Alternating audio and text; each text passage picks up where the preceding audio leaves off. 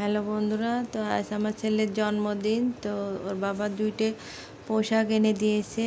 সেই পোশাক দুইটেই ও ভেবে পাচ্ছে না কোনটা পরবে। তাই আমি বললাম, বাবা তোমার যেইটা পছন্দ তুমি আজকে সেটাই পরতে পারো। সে বের করছে ব্যাগ থেকে আর ভাবছে যে আমি এটা পরবো কি ওটা পরবো। তা আমি তাকে বললাম যে যেটা মন চায় সেটাই তুমি পরো। তো এখনও সে সিদ্ধান্ত নিতে পারছে না সে কোন পোশাকটা পরবে। দুটোই বের করেছে আর ভাবছে মনে মনে যে সে কী করবে। তো আসলে ছোট মানুষের এই ছোট ছোট আনন্দ, এটা আমাদের জন্য অনেক বড় বিষয়, ভালো লাগে। তারপরে শেষ পর্যন্ত সে এই ড্রেসটা চুজ করলো। তাই আমি বললাম, বাবা তুমি পরে নাও। পরে নেওয়ার পর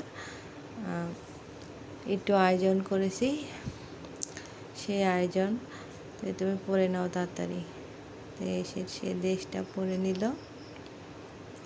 পরে নেওয়ার পর এই যে আমাদের ছোট্ট আয়োজন, কারণ শর্ট টাইম, আমি শীঘ্রই বাপের বাড়ি থেকে এসেছি, আমার হাতে সময় ছিল না বড় করে আয়োজন করার।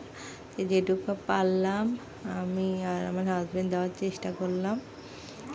তো এই যে আমার ছেলেকে আমি 5 রকম ভাজা দিয়ে, আর সে অন্য কিছু খায় না, সেজন্য মাংস দিয়ে কোনো মতে দিলাম। সে তো সুন্দরভাবে খাচ্ছে।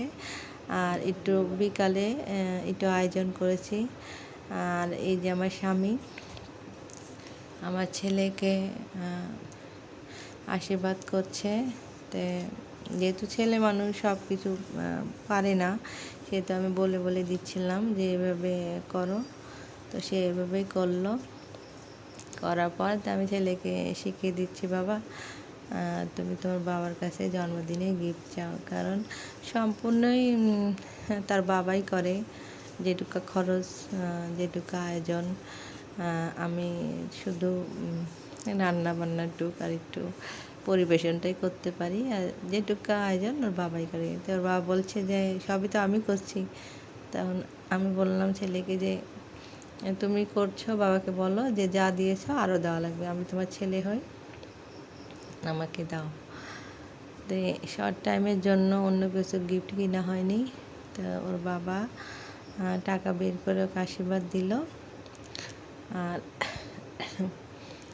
তো সেটাই খুশি হয়ে আমার ছেলে সেটা নিল। মানে আমার ছেলে মুখে যাই বলুক না কেন, যদি নাও দেওয়া হয় তো তার কোনো কিছু আপত্তি থাকে না, সে সেই জিনিসটাই গ্রহণ করে।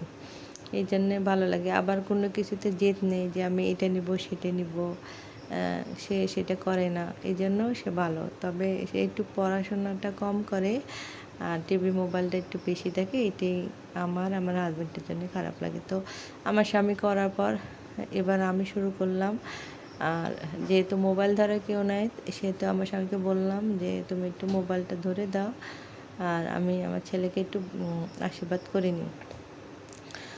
যেহেতু আমি সারাদিন এইসব নিয়ে ব্যস্ত ছিলাম, আমি মার্কেটে যেতে পারিনি, ছাওয়ালের জন্য আমি কিছুই কিনতে পারিনি। তো ওর বাবাকে বলেছিলাম আমাকে একটা চকলেট এনে দিয়েন, আমি সেই চকলেটটাই ছেলেকে দিব, যেহেতু আমি বাজারে যেতে পারলাম না।